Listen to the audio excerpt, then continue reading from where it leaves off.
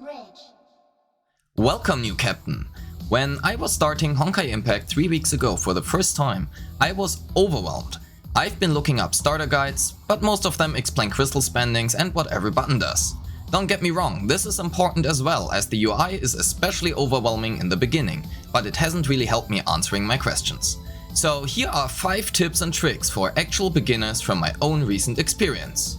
Welcome to the Hyperion.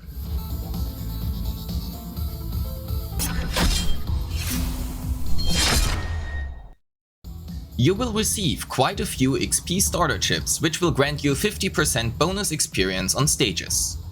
At least this is what it claims in the description, but the XP bonus applies to all experience, not only experience gained from stages. So my tip is accumulate experience income sources from your starter event bonuses and from missions and claim them all at once with the XP chip active. For me, the usage of stamina was never really explained and I didn't know what it did until a generous viewer told me in Twitch chat. Stamina is resin, but it can go overflow. Ooh, alright. And by the way, if you like my content, a lot of it is recorded live over on Twitch TV/IamRavenous, so feel free to stop by someone. I am live every Tuesday, Wednesday, Thursday and Sunday. Anyway, I might just have been as blind as it does mention the stamina cost on the bottom of the screen, but you will need stamina for basically everything. Story, adventure tasks, missions and so on. You will have a basically infinite supply in the beginning, but adventure tasks will drain these incredibly quickly.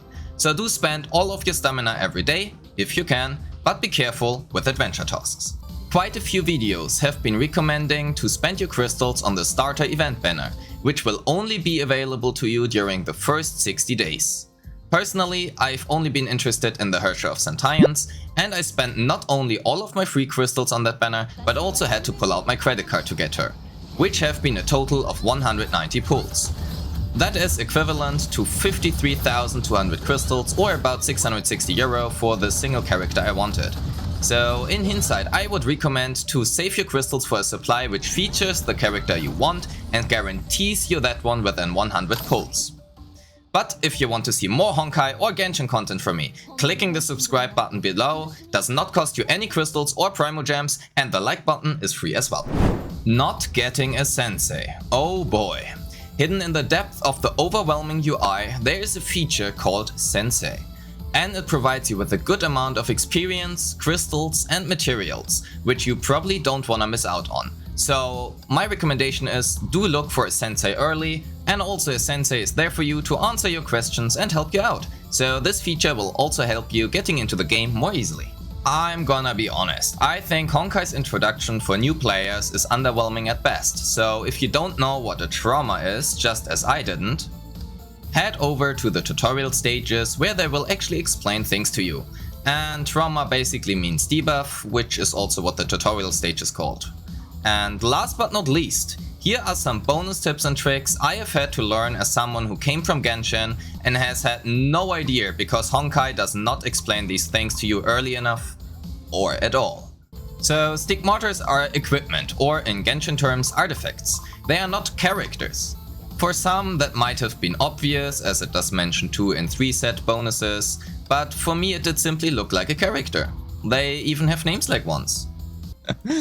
Hannah, so I got her like the second time now? Why did she pop up like twice? An advanced hybrid type Stigma. So Stigma basically is the another world for this Valkyrie, this is how I see it.